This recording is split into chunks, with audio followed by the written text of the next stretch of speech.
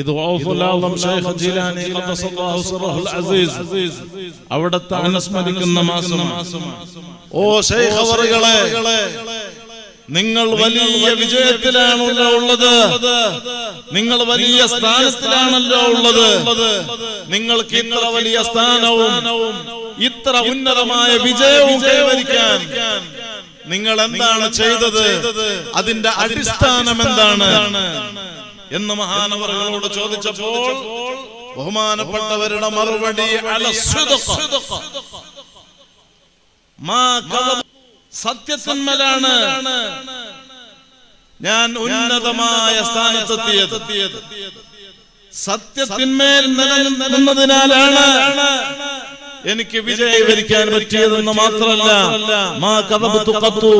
എന്റെ ജീവിതത്തിൽ ഞാൻ കള്ളം പറഞ്ഞിട്ടില്ല.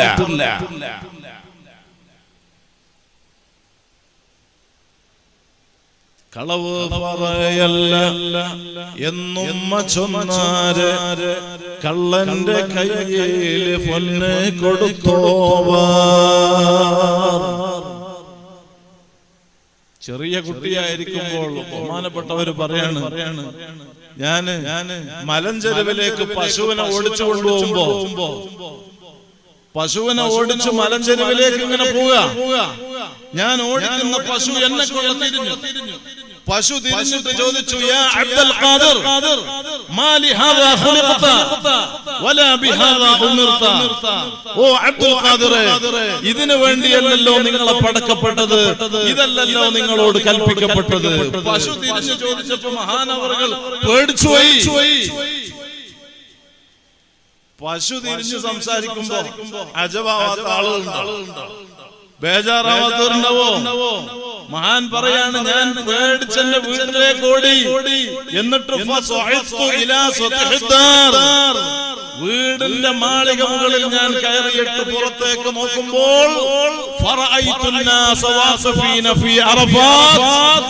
അറഫ മൈതാനിയിലതാ ജനങ്ങൾ സമ്മേളിച്ചു നിൽക്കുന്ന കാഴ്ചയാണ് എനിക്ക് കാണാൻ പറ്റിയത്.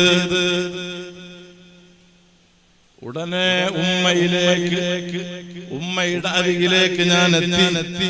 എന്നിട്ട് ഉമ്മാനോട് പറഞ്ഞു, ഉമ്മാ, എന്നെ ഇൽമിന്റെ വഴിയിലേക്ക് പറഞ്ഞു വിടണം, എനിക്ക് ഇൽമ് പഠിക്കണം. ഫൈനൽ ഇൽമ നൂറുല്ലാഹി ഹഖ വനൂറുല്ലാഹി ലാ യുഅതാ ലിആസി.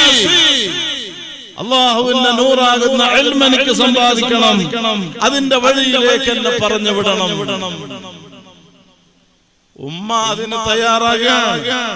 മോന്റെ ആഗ്രഹം ഉമ്മ ഏറ്റെടുക്കുകയാണ്. അതിനുള്ള വഴി ഒരുക്കി കൊടുത്തു.